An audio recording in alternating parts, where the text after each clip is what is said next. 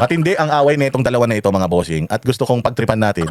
Ito si Claire Castro kasi, masyado naman kasi itong balat sibuya. So, alam mo si Inday Sara, unbothered. Yan yung isa. Nung kausap namin si Mayor Basti Duterte, sabi niya, alam niyo yung ate ko, unbothered talaga siya, wala talaga siyang pakialam eh. Wala talaga siyang pakialam, alam niyo. Kung 'di ba sinasabi ng mga aktivista na kabado na siya, ganito ganyan. Hindi. Hindi, sabi ni Mayor Basti, alam niyo you're not taking anything away from her. Bakit? The reason why unbothered siya. Katulad namin mga banatero, sa dami ng kaso, death threats and all na tinatanggap namin araw-araw, humihinto kami, hindi. Na kinakabahan kami, hindi. Pucha, sabi ko nga sa inyo, basta kami diyan, mabarilin niyo kami, wala kaming problema, basta basta mabilisan lang, tapos ang problema. O ito si Inday Sara, wala siyang kinatatakutan. Maging ma-impeach siya, hindi siya takot. Makasuhan siya ng plunder, hindi siya takot. Bakit? Napakagaling eh. Tsaka basta ikaw alam mo sa sarili mo wala kang ginagawang kahayupan, hindi ka talaga matatakot. So, ma-impeach siya, okay lang. Tumakbo siya, hindi siya maging presidente noong 2022. Malakas siya, dapat siya ang tatakbo presidente. Hindi siya tumakbo, nag-vice president lang siya, okay lang yan. Lahat sa kanya okay. Unbothered nga siya eh. Kung anong gawin ni Claire Castro sa sarili niya, sampal-sampalin niya yung mukha niya. Umpog niya yung mukha niya sa simento. Walang pakialam si Inday Sara. O kahit nga yan ngayon eh, uminom ng lason ngayon yan at mamatay bukas. Walang pakialam si Inday Sara. Si BBM, walang pakialam si Inday Sara. Alam mo kung saan may pakialam si Inday Sara? Sa Pilipinas. Sa Pilipinas lang, sa welfare ng mga Pilipino, doon lang siya may pakialam. Pero yung atake nyo personal sa kanya, yung mga sinasabi nyo masakit sa kanya, mga paratang nyo sa kanya, she's unbothered. And she's ready sa lahat, mga bossing. Sabi nga ni Mayor, hindi talaga siya apektado eh. I don't know, hindi ko alam kung anong pinakain ng mga magulang ko sa kanya. But she's the toughest person na nakilala ko. Alam nyo ba dito sa Davao, sabi niya, siya talaga ang, kumbaga, siya ang reyna. Grabe daw talaga yung respeto ng tao sa kanya, pati sa pagdidesisyon niya. Kahit silang mga magkakapatid, tiklop sila, parang sa pamilya nila, siya yung siga eh. Ganon si Inday Sara eh. So, you think sa pinagdaanan nitong mga Duterte na ito sa Davao, sa hirap na ginawa nila para mapaganda ang Davao. Imagine na Davao, kompleto lahat diyan, sindikato, rebelde, insurhensya, terorista, radikal, lahat nandiyan diyan. Lahat ng kahayupan nandiyan diyan. Sobrang gulo talaga sa lugar na yan. Imagine yung nagawa nilang mapaganda ang Davao. Nasa dulo na ng Pilipinas yan, dulo ng Pilipinas yan. Yung mapaganda mo yung Davao, napaka hirap ang kapag dadaanan mo. Talagang dugot, pawis, ang sleepless nights ang pagdadaanan mo para mapaganda mo yung lugar kung saan lahat ng kasamaan nandoon. So ganun pinagtibay ng pagkakataon itong mga Duterte, terorista, NPA, mga jihadist, mga magnanakaw, sindikato, mga drug lord, lahat yan nandoon sa kanila. Pero hindi sila nasira, bagkos, naayos. Nasira nga yung mga sindikato sa Davao, naayos nila. So you think lahat nitong mga pinagsasabi nyo kay Inday Sara, lahat itong mga chismis ninyo tungkol sa kanya, you think she cares? Wala siyang pake. Kasi kahit sirain nyo ako, so long as maayos ang syudad ko, maayos ang bayan ko, wala akong pake. And katulad ni Pangulong Duterte nagsakripisyo sa buhay, nagsakripisyo ng kanyang kalayaan dahil binangga niya lahat dito sa Pilipinas nung panahon niya. Repercussions yan ng pagbangga mo sa mga demonyo sa Pilipinas. Yung nangyari kay Pangulong Duterte, resulta yan ng pagiging mabuting tao ni Pangulong Duterte at inayos ang Pilipinas. Kaya si Inday, as early as now, natatanggap na rin niya yung same na nangyayari sa tatay niya. Alam niya na, they know kung ano yung kapalit nitong lahat ng mga pinaggagawa nila sa bayang Pilipinas. Same goes with Pastor Apollo Kibuloy. Sakripisyo siya ng napakarami oras, pera para maayos ang bayang Pilipinas. Tingnan mo, nakakulong siya. Dito kasi sa Pilipinas, puro demonyo tao dito. And kapag gumawa ka ng mabuti, yung napakaraming demonyo na yan, magkakampi-kampihan para pabagsakin ka. That's what's happening right now kay Pangulong Duterte at kay Pastor Apollo Kibuloy. And they're doing the same thing kay Inday Sara. Pero, ang hindi ninyo alam, nangyari na kay Pangulo, nangyari na kay Pastor Apollo Kibuloy. Sa tingin niyo magagawa niyo pa yan kay Inday Sara? Wala na. Alam na ni Inday Sara yung gagawin niya. And the more na you are holding sa posisyon, the more na pinapakita mo sa mga kalaban mo na ayaw mong mawala sa posisyon, na napaka-importante sa iyo nitong bagay na to, the more na meron silang pinanghahawakan sa iyo. The reason why they cannot break Inday Sara, because hindi nila alam kung anong kahinaan. Hindi nila alam kung anong kahinaan ni Inday Sara. Oo. Katulad din kay Pastor Apollo Kibuloy, akala nila na nung tinanggal nila yung finreeze nila yung mga assets, na nung tinanggal siya sa simbahan, ikinulong siya, akala nila they can break the spirit nito ni Pastor Apollo Kibuloy. Hindi nila alam, mas palakas ng palakas ngayon ang Kingdom of Jesus Christ. Mas parami ng parami yung kanilang member. At si Pastor Apollo Kibuloy habang nakakulong, nakakatanggap pa ng mga napakaraming mga awards. So ibig sabihin, mali. Hindi ninyo kayang sirain itong tatlong ito, si Pastor Kibuloy, si Pangulong Duterte at saka si Inday Sara. Anong sabi ni Pangulong Duterte nung nandoon na siya sa Hague? Huwag na kayong umasa na lalabas ako dito. Okay lang, tanggap ko na yung faith ko. Ito talaga yung kabayaran sa mga nagawa ko sa bayang Pilipinas. I mean, kabayaran not in a negative way, but kabayaran sa pagbangga niya sa mga magnanakaw sa Pilipinas. Pinagtutulong-tulungan siya ngayon para makulong. Akala nila, nung dinala nila si Pangulong Duterte doon, akala nila tapos na. Bagsak ng mga Duterte. Akala nila ganun, pero hindi. Palakas ng palakas. Nung ginawa nila kay Pastor Kibuloy, akala nila pag kinuha nila lahat kay Pastor Apollo Kibuloy, akala nila yung strength ni Pastor Apollo Kibuloy kinukuha niya doon sa yaman nila, sa dami ng mga properties nila and all, sa dami ng sa yung siya yung maging sentro ng ng simbahan. Akala nila pag tinanggal nila yung kay Pastor, manghihina si Pastor. Din nila alam, mas pinalalakas pa noon. So walang kahinaan si Pangulong Duterte, si Pastor Kibuloy, at si Inday, walang kahinaan. At hanggang ngayon, clueless pa din itong mga putang inang mga kawatan sa Pilipinas kung paano ba nila sisirain yung core netong mga ito. Hindi, sabi nga ni Sabi nga ni Pastor Kibuloy, ako, I don't have a family. My family is the church. Yan ang pamilya ko. Oh, so hindi nyo na masisira itong pamilya ko because my family is stable already. They can stand on their own. Even without me, yung service excellence na ibinigay ko na tinuro ko sa kanila, yung way of life na itinuro ko sa kanila, enough yun para mag-grow sila on their own. And sa pagpapakulong nila kay Pastor Apollo Kibuloy, sa totoo lang, nakita pa na mas nalaman kasi ang mga nakakulong sa simbahan ni Pastor Apollo Kibuloy, tingnan niyo, ang nakakulong diyan yung 6. Yung 6 na yan yung pinakapundasyon. Siya yung 1 2 3 4 5 6. Oo, nakakulong yan. So ano mangyayari sa simbahan? They're hoping na yung simbahan nila babagsak because yung 1 2 3 4 5 6 sa leadership nila wala na. O ngayon, ang nagmamanage, ang nagpapatakbo noong kanilang simbahan at organisasyon, yung 7 8 9 10 11. Kumbaga yung second na generation na ng mga leaders, sila na ngayon nagpapatakbo. At alam nyo ba na sobrang naging mas malakas pa ngayon yung KOJC. Kahit na wala yung mga decision makers nila nakakulong, yung mga susumunod na mga leaders, nag-excel sila. So parang nakatulong pa nga ito sa simbahan ng Kingdom of Jesus Christ kasi for the longest time, itong mga to yung nagdidesisyon, yumabong sila, yung mga second generations ng leader nila, mas napayabong pa more than what they did, yung simbahan nila. So sabi nga ni Pastor so okay lang sa akin, nandito ako, nakikita ko naman yung mga kapatid ko, yung mga anak ko sa Kingdom, nag-grow sila, okay lang sa akin, akala ba ninyo, na-break din yung spirit ni Pastor, hindi. Ganon din kay Pangulong Duterte. O sa pagpapadala kay Pangulong Duterte doon, ibinabalita sa kanya na the people are now really, galit na talaga sila, na ayaw na talaga nila sa gobyerno, lahat nagsasalita. So yung sakripisyo ni Pangulong Duterte nasayang ba? Hindi. O ngayon dito kay Inday Sara, lahat ng anggulo tinitingnan nila, hindi nila mahanapan ng butas, patawa-tawa lang, pangiti-ngiti lang, punta-punta lang sa mga remote areas para gampanan yung kanyang tungkulin. Gumamit pa sila ng Claire Castro, mainstream media, mga makabayan para pabagsakin si Inday Sara. Pero tingnan mo, ano ang trust rating ni Inday Sara? Positive 23. Actually, mahina yun, yung positive 23 niya. Napakababa nun. Para sa isang vice presidente na nakakuha ng 32 million na boto ng mga Pilipino, alam mong yung survey na yan, katarantaduhan eh. So yung positive 23 niya at saka yung negative 5 ni Bongbong, yung kay Bongbong palagay ko mga negative negative 50 yan. Tapos yung kay Inday Sara palagay ko at least mga nasa 70 yan. Sa totoong bilangan ng masasaya at hindi masaya sa Pilipinas. So ngayon, eto si Claire Castro, akala niya sa mga ginagawa niyang pachaki-chaki niya, yung mga pagpipresenta niya ng mga kung ano-ano, anak si Inday Sara ng ganito, anak si Inday Sara ng ganyan, bumabalik lahat sa mukha niya. Just recently, sinabi niya, mas nakakahiya daw na maging anak ka ng magnanakaw ng pinakakurap. Gago ka ba? Pwede ba naman na si Inday Sara maging anak ng pinakakurap? 6 na taon lang nagsilbi si Pangulong Duterte, wala pa siyang kaso ng korupsyon at ang ganda-ganda pa ng Pilipinas. Ang dami pang pandemic, walang masyadong nangamatay, tapos pandemic, tuloy-tuloy pa rin yung infrastruktura. Kung di ka ba naman tanga? Noong panahon ni Marcos Sr., 20 plus years siyang namuno, puro pagnanakaw ginawa niya. Guilty sa plunder yan, pati yung nanay, si Imelda, guilty sa plunder. Mga magulang ni Bongbong Marcos magnanakaw. Tapos ngayon may kaso rin si Bongbong Marcos ng pagnanakaw sa Pilipinas, pati yung anak niya si Sandro at yung pinsan. Tapos sasabihin mo na mas nakakaya si Inday Sara. Gago, ang nakakaya. Claire Castro, yung alam mo na magnanakaw, yung mga amo mo, pero pinalilinis at pinababango mo pa rin yung papel nila. Ang masama, the reason why Bongbong Marcos has this negative na mga trust ratings, it's because of you. Napakabobo lang talaga ni Bongbong dahil akala niya yung ginagawa ni Yusek Claire Castro ay nakakatulong sa kanya. Hindi niya alam na yung ginagawa ni Claire Castro is lalong iniinis ng pagmumukha nito yung taong bayan. At lalo nang gigigil, kaya putsang spaghetti, pababa yung rating niya. Ngayon nag-aaway itong dalawa, sa awayan nitong dalawa, tinan mo sinabi lang ni Inday Sara, kasimple. Sabi lang ni Inday Sara, tinanong siya, ambush, napapunta siya doon sa libing ni Sir Bong, tapos nandoon yung taga TV5, sinabi, oy, meron ka bang Kasi nga yung mga media nga na yan, mahilig yan sa chismis. Kaya nga makikita nyo, di ba si Loren Legarta pinagalitan mga yan. Sinabi, oy, tagilan nyo, bakit puro chismis ang tinatanong nyo? Ba't hindi kayo magtanong tungkol sa komite ko? Sa mga mga batas na ginagawa namin, ba't puro chismis? So itong mga taga-media, wala na itong ginagawa kundi chismis mapag-usapan. So, ma'am, anong Valentine message mo kay Yusek? Putang ina ba tatanungin mo si Inday Sara ng Valentine message tungkol kay Castro Tayo na wala naman siyang pakialam sa buhay niyan. Wala naman pakialam si Bongbong sa Valentine si Inday sa Valentine si Bongbong. So ngayon nagtanong na, ano mga gagawa mo sa Valentine? Ay anong yung mensahe sa Valentine? Putang ina, di ba sana magkatuluyan sila? Kasi simple yun lang, kaikli-ikli ng sinabi ni Inday Sara. Putang ina niya, nabaliw si Claire Castro. Nabaliw. Ang ina niyan, as in pumuputok sumasabog yung poker face niya na kunyari pataf siya sa media sa press briefer. Putang ina, deep inside dinudurog siya. Ilang words lang. Sana magkatuluyan silang dalawa. 4 na words lang yun. Putsang ina niya, ang dami niya ng sagot. Tapos kung ano-ano na yung mga pinagsasabi niya, 4 na words pa lang. Sa bawat nagsasalita si Inday Sara, putang ina, sabi ko nga sa inyo, malalim yung sugat niyan. At putya, duguan. Duguan si Claire Castro sa huling bakbakan nilang. Hilig mo naman kasi Claire Castro makipagbanggaan sa magaling. Wala ka namang galing, boba ka, inutil ka Tapos nakikipagbanggaan ka sa malakas. O pakinggan natin itong kanilang away. Masaya to. Mahilig naman kayo sa chismis, dito natin dalhin yung usapan. Mindanao. Vice President Sara Duterte versus Palace Undersecretary Claire Castro. Si Claire Castro nagdadala yan ng kahihiyan sa ating bayan dahil tinawag siya na spokesperson ng Office of the President. Dapat hindi na siya pinapakinggan at pinapansin. Sabi po niya ay nakakaya tayo sa internationally, ay mas nakakaya po yata ito.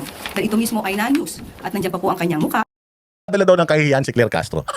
Simple lang yun. Nagdadala ng kahihiyan si Claire Castro. 6 na words lang yan. Hindi na dapat daw pinakikinggan si Claire kasi dadala lang. Kasi nga yung mga media, tanong na tanong sa kanya, ano po masasabi niyo sa sinabi ni Claire? Sabi lang ni Inday, hindi na ako interesado sa sabihin niya. Wala namang kwenta sinasabi niya. Nagdadala ng kahihiyan yan sa Pilipinas. Ba't pa natin pinakikinggan yan? Wala yan. Wala naman, ano yan, wala namang posisyon yan. Walang posisyon yan sa Pilipinas na nakakatulong sa bayang Pilipino. O mali, wala yang posisyon sa Pilipinas na nakakatulong sa Pilipino. Ang tinutulungan lang naman ni Claire Castro, si Bongbong. Ang tinutulungan lang ni Claire Castro, pabanguhin yung pangalan ni Bongbong. Sabi ko nga sa inyo, ang tae. Kahit kulayan mo ng pink, tae yan. Kahit budburan mo ng ng ginto yan, tae pa rin yan. Kahit saan mo ipahid ang tae, mabaho yan. So kung ang magpapabango sa isang taong mabaho din ang utak, wala talagang mangyayari. So yun lang sinabi ni Inday, wala. Naghahatid lang yan ng nakakahiya yan sa bayang Pilipinas, naghahatid lang yan ng Takay mo press officer natin ganyan, nakakahiya yan. Sa history ng lahat ng mga press officers sa buong Pilipinas, kahit sa buong mundo, walang ganyan ka Indio. Walang ganyang katanga, walang ganyang kabobo na nagpapakalat ng fake news. Mantakin mo sa hirap ng Pilipinas ngayon, putang ina sa kanyang ganda-ganda. Ang taas na ng dollars, bagsak ang Pilipinas, bagsak ang pera ng Pilipinas, putya sa kanya ang ganda-ganda. Ang dami ng mga krimen na nagaganap, ang dami ng mga video footages ng road rage, ng mga namamaril, ng mga mini-missile na yung mga sasakyan dito sa Pilipinas. Sa kanya, wala pa rin krimen. Ganyan ang putang ina niya, mambubudol yan katulad ng amo niya. Siyempre, sinungaling si Bongbong, anong kukunin niya? Matuwid? Hindi. Kasi kung ako matuwid, kukunin mo ko, putang ina, hindi ako sasama sa iyo. Sinungaling ka eh. Madadamay ako sa iyo. O kaya ang kinuha ni Bongbong, isang taong walang prinsipyo, para bibigyan mo lang siguro ng sweldo, putsang ina, pagtatanggol ka na, basta walang prinsipyo, hindi ba sabi ko sa inyo, marami ng mga alok sa amin, tinanggap namin, hindi. Bakit? Dahil sa prinsipyo. O pero yung ikaw, dati kang bumabatikos, tapos putang ina, sa ngalan ng posisyon, sa ngalan ng sweldo, putsang ina yan, kahit na naghihirap na yung bayan mo, pipikit mata ka pa rin. Yun ang nakakahiya. O so sabi niya, mas nakakahiya daw si Inday dahil nanuntok ng sheriff. Gago, doon nga siya sumikat eh. Tanga ka ba? Bobo ka talaga. Doon nga sumikat si Inday Sara sa pambubugbog niya ng sheriff eh. Tsaka, naikwento mo ba kung bakit niya binugbog yung sheriff? Kwento mo kung bakit siya binugbog. Wala kayo talagang kaalam-alam tungkol sa sentimiento ng Pilipino. Alam niyo, sa hirap ng buhay sa Pilipinas at sa yung mga pelikula dito sa Pilipinas, ang haba ng litanya ko pero matagal kasi kung hindi nakapag-vlog, pagpasensya na. Yung mga pelikula sa Pilipinas, yung bida ginugulpe. Yung bida laging mahirap, di ba? Yung bida laging hampas lupa, tapos gumante, di ba? Yun ang gustong-gusto ng mga tao. Ginugulpi sa simula, tapos babawi. Alam niyo yung ginagawa ninyo kay Inday Sara na sinisiraan niyo siya, ginugulpi niyo siya. Gustong-gusto ng tao yan kasi inaantay talaga nila yung pagkakataon na si Inday Sara na binubugbog niyo, yung magra-rise siya from the rubbles, tapos sigang-siga siya. Putang ina, yun ang gusto namin. So ngayon, itong ginawa ni Inday Sara, pambubugbog dun sa sheriff. Putang ina, doon siya nakilala ng husto. Inis na inis siya no? Yun lang yung sinabi ni Inday, huwag na kayo maniwala dyan, nakakahiya sa mundo yan. Ako umiikot ako sa buong mundo and majority ng mga Pilipino sa buong mundo na nakakasalamuha ko gigil sa kanya. And of course, kapag gigil sa kanya yung mga Pilipinos abroad, di kapag humingi na, kumusta nangyayari sa bahay niyo? Di yung Pilipino abroad, yun ang sasabihin. Kukwento meron kaming spokesperson na bobo. May spokesperson kaming walang utak kulangot. Yun lang sinabi ni Inday Sara. Pucha, naglabas pa siya ng visual aid. Naglabas pa siya ng news clipping galing sa media. Sa ibang bansa daw, nakalagay yung Philippine VP's death threat. President a security matter. Something. Official says. It's a headline. Kinukot lang nung news at outlet na yan yung sinasabi ng mga opisyal dito sa Pilipinas. Which is si Bongbong at saka ikaw. Kinote lang kayo. Pero hindi sinasabi nitong media na to sa abroad na masamang tao si Inday. Pinasikat nyo pa nga si Inday. Hindi ba syempre malalaman ng mga Amerikano ano ba totoong story niyan? Sabi nung na ipapapatay daw siya ng administrasyon. Pero pag may nangyari daw masama sa kanya, may nakausap na rin daw siya. Na kung may mangyaring masama sa kanya, quote and quote, kung may mangyaring masama sa kanya, may gagawin din silang masama sa kanila. Gantihan lang yan. Sabi ko nga sa inyo, iba mag-isip ang mga taga Mindanao. Sa Mindanao walang kasuhan. Putang ina sa Mindanao kapag nakapatay ka ng isang angkan, yung angkan na yun uubusin ka. At hindi matatapos yan, yung away ng mga angkan na yan hanggat hindi na uuubos ang mga yan o hindi mag-intervene ang militar. Ganyan ang kultura dyan. So yan ang kultura ng mga Duterte dahil mga Muslim, may mga dugo silang Muslim. Putang patayin mo ko, good luck sa'yo. I'm not gonna take it sitting down. Di ba? Talaga ito si Claire Castro, napaka-inutil talaga. Presidente, nag-threaten with her assassin laban sa Pangulo. Mas nakakahiya po ito. Grabe, no? Nakakahiya talaga si Claire Castro. Imaginein mo, hanggang dun lang siya. Nagpakita pa siya ng news clippings, kaikli-ikling, sinabi ni Inday Sara, natataranta na siya. Nakakakilig kaya yun? Nakakakilig kaya na marinig mo na po, may mga usapang assassin sa Pilipinas. May mga usapang yung presidente gustong ipapatay yung vice president, tapos yung vice president pumapalag. Ay na gustong-gusto nila yung istorya na yan. Hindi nakakahiya yan. Ipinapakita lang dito sa Pilipinas na putang ina matatapang pala mga tao sa Pilipinas. And for some time, naging usap-usapan yan. Actually, ang nakakahiya, Claire Castro, yung balita na adik si Bongbong. Ang nakakahiya, Claire Castro, yung mismong kapatid ang nagsabi na adik si Bongbong. Na simula pa nung bata, adik na hanggang ngayon, adik pa rin. Yun ang nakakahiya. Tsaka ang nakakahiya, yung magnanakaw na ngayon tatay mo, magnanakaw pa yung nanay mo, tapos ikaw magnanakaw din. Yun ang nakakahiya, Claire Castro. At alam mo kung ano yung pinakamas nakakahiya. Ang pinakamas nakakahiya, Claire Castro, yung alam mo na sila Bongbong ganito. Alam mo na sila Bongbong magnanakaw pero pinagtatanggol mo pa rin. Yun ang pinaka nakakahiya. Tusada ang dalawa. Nag-ugat yan ang sabihin noon ni VP Sara na ginigipit umano ng Administrasyong Marcos ang mga kaalyadong senador ng bise. pinasinungalingan niya ng palasyo. At ngayon nga ay pareho silang nahihiya para sa inaasal ng isa't isa. Giit ni Castro, hindi nakakahiyang magsabi ng totoo. Ang nakakahiya po ay umaming may kakilalang asasin at handang magpapatay. Hindi nakakahiya yung Claire. Ang nakakahiya nga dun ikaw, ang nakakahiya nga, yung alam mo na basura si Bongbong, pinagtatanggol mo pa rin, tas dati kang hater. Dati kang hater ni Bongbong, binapatigos mo si Bongbong, tapos ngayon aso ka na ni Bongbong, yun na nakakahiya. At kung ako kapamilya mo, kung ako anak mo, putay kakahiya kita bilang isang nanay. Mantakin mo magnanakaw, pinagtatanggol mo. Bakit mo na naman sinasabi magnanakaw? Hindi ba yun ang sinasabi? Ng mga balita nakawatan to si Bongbong, tapos pinagtatanggol mo pa. Nakakahiya yan, Claire, yun ang nakakahiya. Ng Pangulo, ng First Lady, at ng dating House Speaker. Hindi nakakahiya. Alam mo ito sa akin lang. Opinion ko lang to, hindi to tama, mali to malamang. Alam mo kung ang presidente magnanakaw, tapos ang asawa magnanakaw din, pati yung pinsan magnanakaw, inaabuso Pilipinas. Alam mo ba?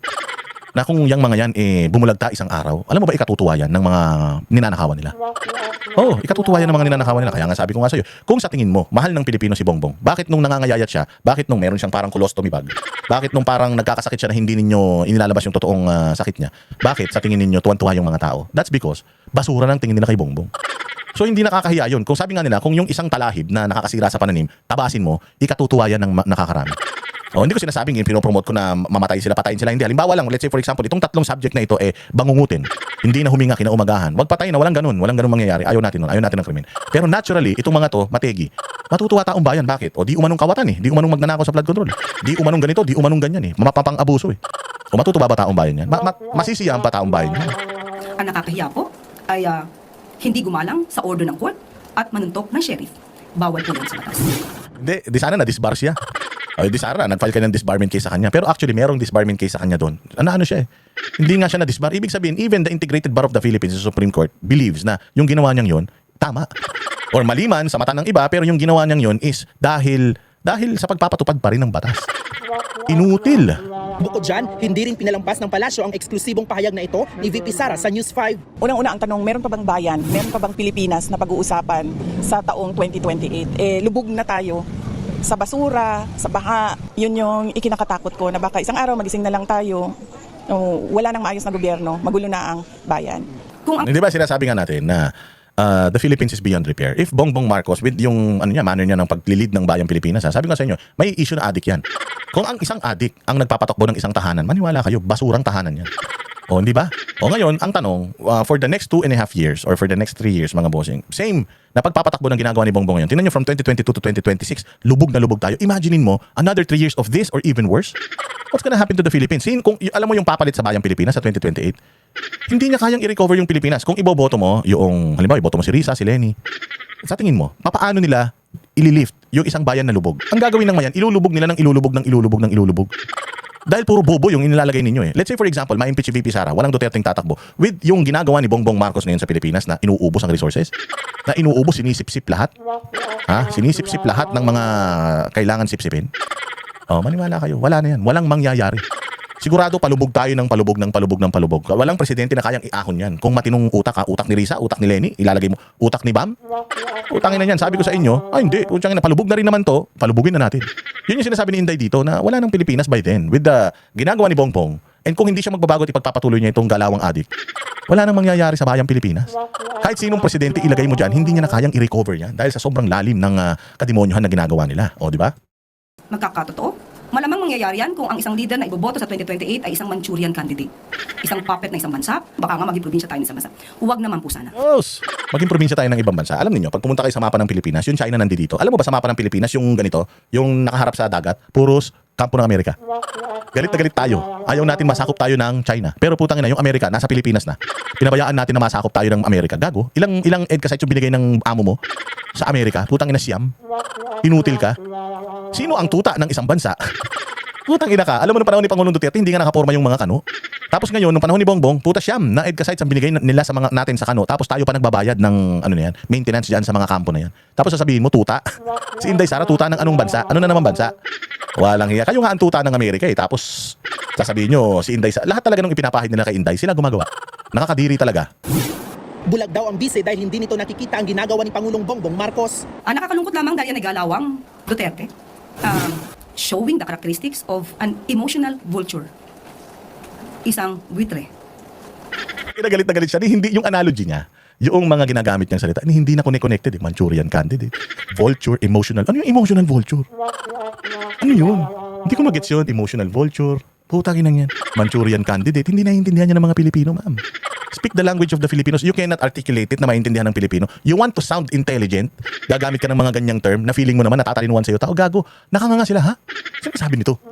Anong vulture? Emotional vulture? Ano yun? Puta, mamaya ni-research ko ano yung emotional vulture. Lang gawa.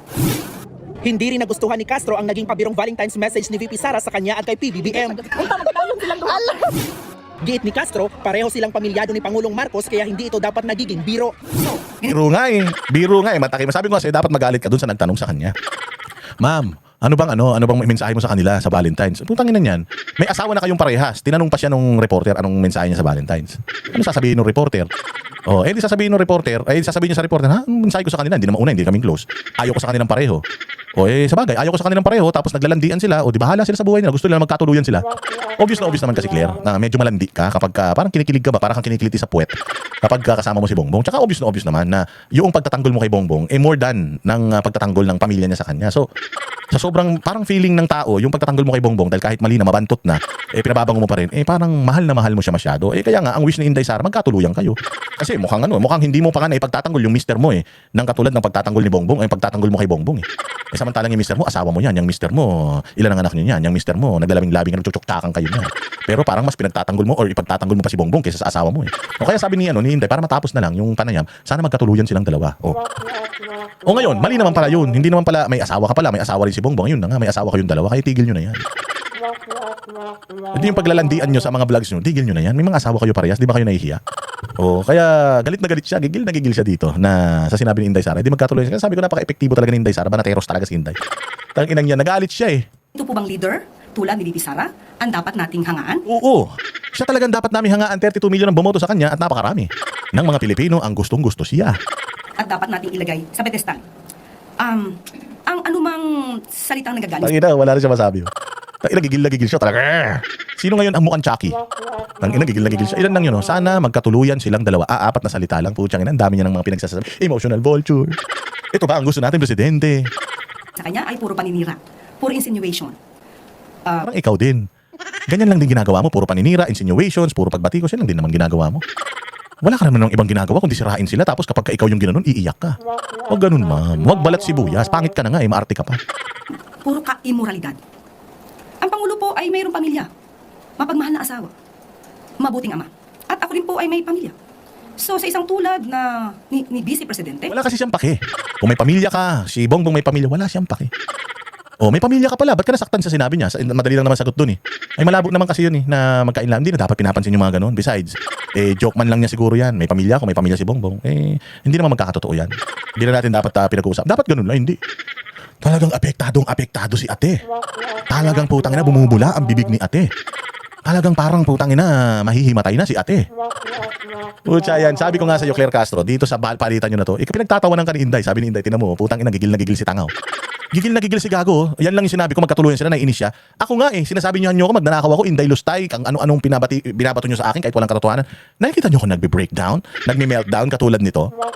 Dinidepensa ko sarili ko. Nakikita niyo, dinidepensa ni Inday Sara yung sarili niya kapag kung ano-anong binabato sa kanya. Sinasabi lang niya, wala yan. Puros ano lang yan, puros kaikikan lang yan, kabubuhan lang yan, patunayan na lang nila. Wala akong pakidya. Ganoon lang si Inday, tinan mo to, kasimple-simple yung sinabi ni Inday. Sana magkatuluyan sila. Magkatuluyan sila, kita mo. Tinan mo, putang ina, bumubula ang bibig ni Claire. Huwag kasi kayo makipag-asaran kung di kayo marunong mang-asar at hindi kayo marunong tumanggap.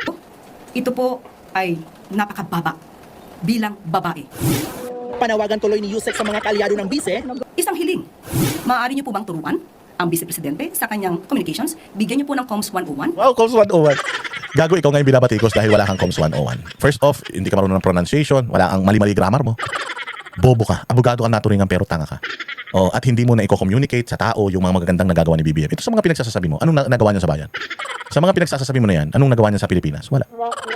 So kung meron dito dapat tuturuan ng Comms 101, ikaw yun. Dahil wala kang alam. Isa ka lang dating vlogger na ginawang press communication officer na nagbabasa lang naman dyan. Nagbabasa ka na lang, hindi mo pa mapaniwala tao. Yun na nga lang ang trabaho mo, magbasa ng gagawin ni Pangulong, ng ginagawa ni Pangulong Marcos sa bayan, hindi mo pa na-deliver. So kung meron ditong dapat turuan ng Comms 101, ikaw yun. English 101, dapat ituro sa'yo. Inutil ka, wala kang alam. Tsangin lang yan, pinagtatawanan ka nga ni Malutikia dahil mali-mali pa yung grammar mo. Abogado ka ba talaga? Kaya ngayon ang pinagtataka na, abogado ba? Ang dami kong mga kilalang abogado, grabe sa wordplay yan. Pero ito, emotional vulture. Manchurian candidate. Putang ina, pag tinanong mo yung mga kababayan natin tungkol sa Manchurian candidate, ha? Sino yun? Ano yun? Di nila alam yun. Bobo. Ilan lang ang nakapanood ng Manchurian candidate na palabas ni Denzel Washington sa Pilipinas? Di na maintindihan yun, ma'am. Paka-inutil nito gumawa ng reference. Sa huli, may Valentine's message si Castro kay VP Sara. Aking message, Valentine message sa kanya, VP Sara, spread love. Not fake news, not immorality. Don't be a Chucky. Yun na yun. Don't be. So, ang punto nito, inasar ka ni Inday Sara. Tapos, sinagot mo siya ng inaasar mo din siya. Pero ikaw, galit na galit ka sa pang-aasar niya sa'yo. Pero, sa bandang dulo, inasar mo din siya. Kung baga, ayaw mo, sinasabi mo na ayaw mo nung ginagawa niya, nung sinabi niya. Tapos, at the end of your bullshit na speech, binalahura mo din siya. Oh, ano yun? Dapat practice what you preach. Kung ako, ang Valentine message ko sa'yo, sana maging okay kayo ng mister mo, mag-date kayo, magkaroon kayo ng quality time together dahil busy ka bilang isang busy presidente. So, I hope that you can spend more time with your family because family is everything. Di ba? Family is love. Dapat ganun. Oh, para sana, na-justify mo yung pangbabatikos mo sa masamang sinabi niya sa'yo. Eh hindi. Nagsabi siya ng masakit sa'yo. Tapos, nag-retaliate ka. Dapat hindi ka marunong magalit pag nagre-retaliate ka. Kaya mo naman palang mag-retaliate, just retaliate. Huwag ka na yung, ganito ba ang gusto nating presidente? Ganito ba ang gusto nating Ganito ba ang vice-presidente ang gusto nating mag-lead ng bayang Pilipinas? Tanginan yan. Practice what you preach, ma'am. Dapat mauna ka. Sa'yo mismo, dapat nanggagaling yung mga magagandang asal. Kung gusto mong turuan ng magandang asal yung isang tao na hindi maganda yung asal, dapat hindi ka nakikipaglaro ng batuhan ng putik sa kanya. Dapat ipinakikita mo na lahat ng sinasabi niya, wala kang pake. Katulad ni Inday Sara, sa mga pinagsasabi niyo sa kanya, wala rin siyang pake. Tanginan niyo, mag-aral nga kayo sa akin, ha? Mag-aral kayo sa akin ng mga tamang asal. Puros kayo mga tanga, ha? Ayan kasi yung full interview niya. O, panoorin natin, ha?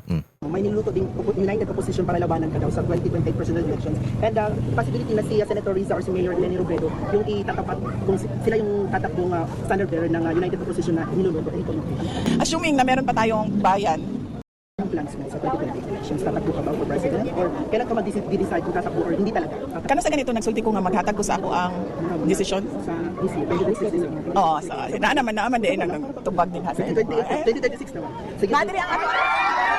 Sige, habi na mo VP sa kanya, makampo na. Sige, ito VP, kailan VP? Paulit ko. Ayoko na ulit-ulitin yan, paulit-ulit na yan, 2019, 2022. So, ano kang plans ka sa ngayon? Mangumusta sa mga tao. Manaka! Ano na po, tinawag na kasi nalingan ng Malacanang ang statement mo na inaharas mo ng administrasyon ang mga kalyado ng senador na kaya dumidistansya ka. Ang sabi ni Claire Castro or ng Malacanang, credit to the Marines. Sinasabi ko na nga paulit-ulit na na si Claire Castro nagdadala yan ng kahihiyan sa ating bayan dahil tinawag siya na spokesperson ng Office of the President. At syempre, kapag nagsasalita ang Office of the President, nakikinig ang buong mundo, hindi lang yung mga kababayan natin. At syempre, kapag ganun yung nagsasalita at ganun yung sinasabi ng nagsasalita, ay nagdadala siya ng kahihiyan sa bayan natin. Kaya dapat hindi na siya pinapakinggan at pinapansin. VP, sa February 23 na ang confirmation of charges, kaya FBRD ng ICC. Ano yung Pila pa yung nabiling dila? Puro na lang. Expectation natin. Gusto ko sa mga confirmation of charges. Expectation natin. Ay, 23 na. Hindi ko alam kung ano yung mangyayari sa confirmation of charges dahil hindi ako kaparte ng paghahanda ng defense team ni dating Pangulong Rodrigo Duterte. Ang mahalaga ay meron siyang mga abogado na kamiting niya lagi ngayon at kausap niya lagi ngayon para mapag-usapan nila yung paghahanda nila para sa confirmation of charges. Ano ka ba VP na kakatigan ng ICCC or kakatigan tayo si FBRD ng ICC? Palayan sa confirmation of charges. Ang dasal natin ay dapat maging patas ang korte. Kahit sa ang korte man yon sa mundo, yun yung dasal natin, no, na maging patas ang korte. VP, ano yung FBRD? Ano yung reaction niya? Oh, no comment mo na dyan. Next. VP, the upper chamber formally adopted Senate Resolution 37 expressing the sense of in condemning recent public statement issued by the Embassy of the Republic of China concerning the football officials and institution last February 29. So may resolution ng Senate na yun nga, na di-condemn nila yung nagpirma yung 15 senators condemning Embassy of China and other officials of the Republic of China. Bilang Vice President, ang posisyon ko dyan, sa usaping diplomasya at foreign affairs, dapat doon yan sa loob ng Office of the President at sa Department of Foreign Affairs. VP, anong take mo sa nangyayaring world war between our country and the Chinese officials with regards to West Philippine Sea? Hindi ko nabasa yung word war. Wala akong nabasa sa mga sinasabi ninyo na word war. Ang sa akin lang ay dapat ayusin natin ang ating relasyon sa lahat ng mga kapitbahay natin at sa lahat ng iba pa the request of former President Rodrigo Duterte's legal team in the prosecution to add new pieces of evidence to be used in the proceedings. O hindi ako makapagkomento dyan. Ang pinaka... VP, first, good news. Tumaas yung net satisfaction ratings mo according sa SWS survey. Oo. Tumaas ng plus 6 points. So, more than 50. So, any Lagi naman may survey wala. Nagpapasalamat kami lagi yung mga kasamahan ko sa tanggapan ng pangalawang Pangulo. Ako bilang Vice President, salamat kami sa patuloy na suporta ng mga mamamayan natin, ng mga kabayan sa mga programa, proyekto at aktibidad ng Office of the Vice President at syempre yung mga lakad ko. si PBBM, negative 5 ano niya, net satisfaction ratings. Oo, well hindi ko masagot kung bakit negative 5 ay sa akin lang, paniwala ko, tinitingnan ng mga tao kung ano yung mga nagawa ng isang opisyal para sa bayan. At doon din sila nagpabase sa kanilang pag-assess o pagbigay ng rating para sa isang opisyal ng bayan. VP, reaction mo sa pagbasura sa House of Justice panel sa impeachment complaint ni PBBM na hindi ka mo insufficient sa basura na ito niyang impeachment complaint. Wala akong komento dyan kasi hindi ko naman napanood yung proceedings doon sa... Ito, tignan nyo si Inday Sara. She's only answering the questions that she can answer. Hindi siya katulad ni Claire Castro na wala nang alam, bobo na nga, sagot pa ng sagot. Kasi pwede naman kasi na pag may tinanong sa'yo, cannot answer. Kung hindi mo alam, doon pinapahamak mo lang sarili mo pagka ganun. So dito mo talaga malalaman, mga bossing, na ito si Claire Castro, wala talagang utak. Pwede naman di ba? Tsaka, nagdidepende lang naman yung sagot niya doon sa mga tanong O ba't hindi mo kayang tanggapin yun? Di pag tinanong ka rin, sumagot ka rin na sa'yo. Kaya mga sinasabi niya, sagutin mo ng factual, hindi yung sasagutin mo ng pabalang, tapos ine-expect mo, irespeto ka. Yun ang Claire Castro na to. Justice Committee. Pero, yun. VP, sabi niyo naman na walang ginawang impeachable offense si PBBM. Wala ba talaga para sa'yo or meron? Para sa akin, personal ko na opinion. Ako di ba ang nagsabi pinakauna na impeachable offense yung pagpirma ng budget na alam mong galing siya sa bill na may mga blanco at merong mga insertions. At syempre impeachable offense din yung humihindi ang isang opisyal kapag merong nagtatanong ng competency niya na mamuno at may nagsasabi na gumagamit siya ng illegal na droga. So are you parang opposite ka doon sa ano tawag itong parang result ng House of Representatives na ibasura? Hindi ko kasi nabasa yung impeachment complaint kay Pangulong Marcos. So hindi ko masabi kung yung mga sinasabi ko ba ngayon ay nandoon, pero ako bilang Vice President, kapag merong challenge sa fitness ko, paniwala ko, hindi ako pwede umindi. Kasi nag-utak ko At sinasabi ko doon na I will preserve and defend the Constitution. Paano mo ma-preserve and defend ang Constitution, ang saligang batas, kung hindi ka, wala ka sa tamang pag-iisip?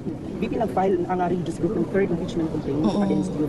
So ano yung comment mo? Kumusta yung paghahanda ng iyong defense team doon sa mga impeachment complaints mo? Paniwala ko naman na naghahanda sila, nag-aantay sila ng opisyal na kopya sa lahat ng mga reklamo.